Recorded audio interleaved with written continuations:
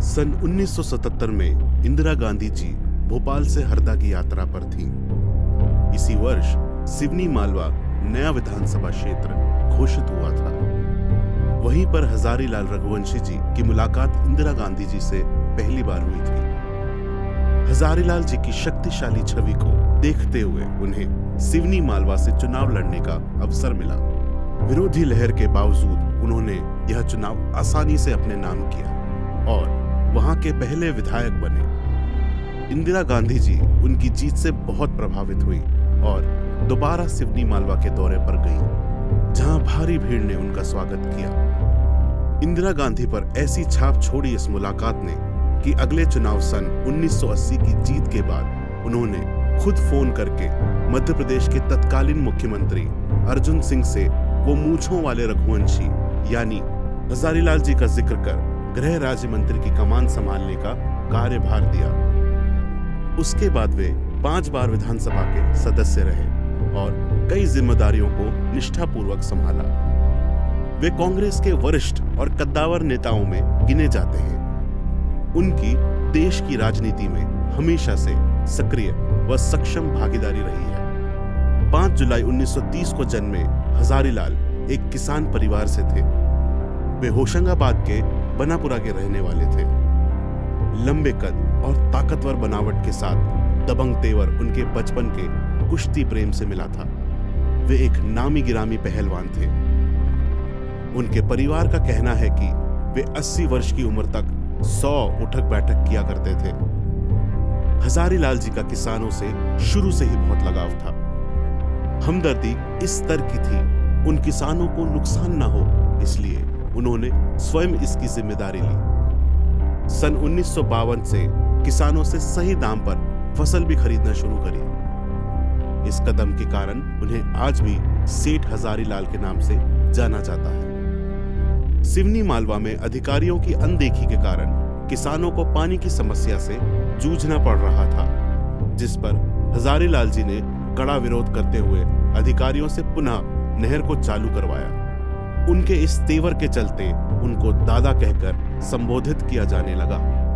दादा हजारी लाल रघुवंशी को उनकी मूंछों के लिए भी जाना जाता है। वे सन 2007 में पाकिस्तान का दौरा करने वाली उस भारतीय दल का हिस्सा थे जो कॉमनवेल्थ पार्लियामेंट्री एसोसिएशन में हिस्सा लेने के लिए इस्लामाबाद गया था। इसी समिट के दौरान रघुवंशी जी की मूंछों ने पाकिस्तान के पूर्व जनरल परवेज मुशर्रफ का ध्यान खींचा। मुशर्रफ उनकी तारीफ किए बिना नहीं रह सके थे। उनके हंसमुख स्वभाव के अलावा देश के प्रति निष्ठा और जनता के प्रति उनका प्रेम आज भी लोगों के मन में जिंदा है।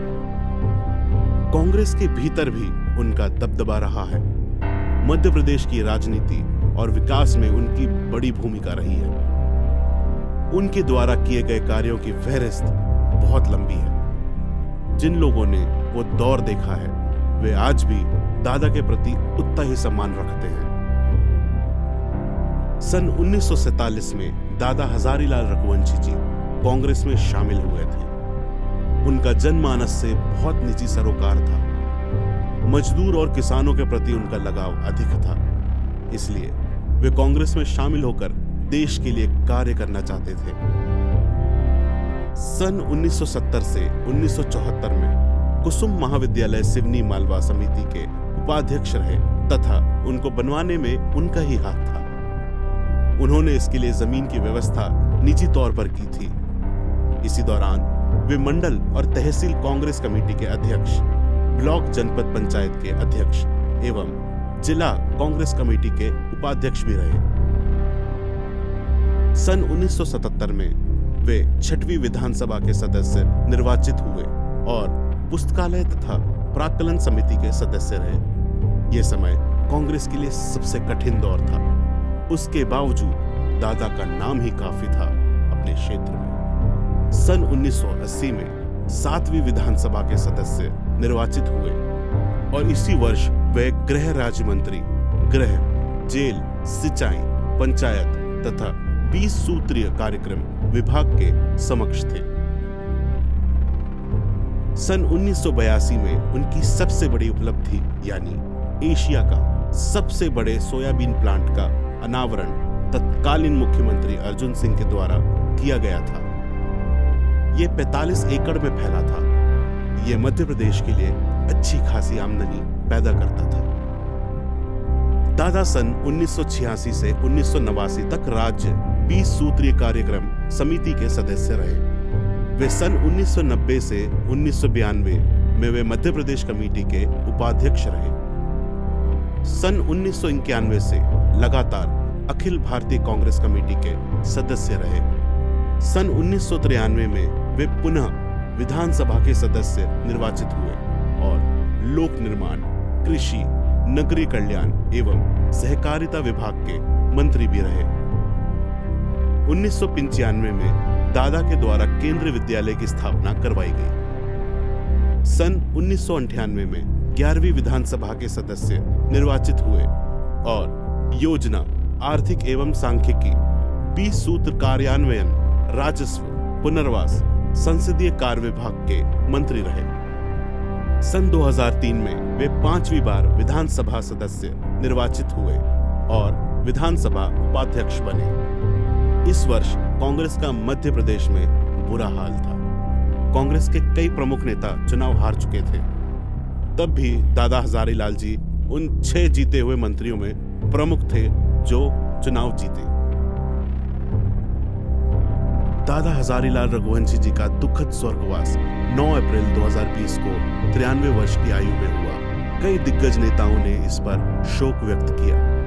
दादा का जाना जनता के लिए और उनके परिवार के लिए बेहद दुखद और कष्टदायी था। इनके साथ ही एक दौर का अंत हुआ। मध्य प्रदेश के इतिहास में कांग्रेस के लिए लगातार चुनाव जीतना और अपने समाज सेवी कार्यों के लिए आज तक उन्हें याद किया जाता है। दादा का परिवार आज भी राजनीति में सक्रिय है और जनसेवा में भागीदारी निभा रहा है। वर्तमान में दादा के ज्येष्ठ पुत्र श्री ओम प्रकाश रघुवंशी जी विधानसभा चुनाव 2023 में प्रत्याशी हैं। वे पूर्व में विधायक रह चुके हैं और आज भी उन्हें भारी समर्थन प्राप्त है। दादा हजारीलाल जी की उपलब्धियां कई हैं और वर्तमान में उनके जैसे नेता विरले ही होंगे।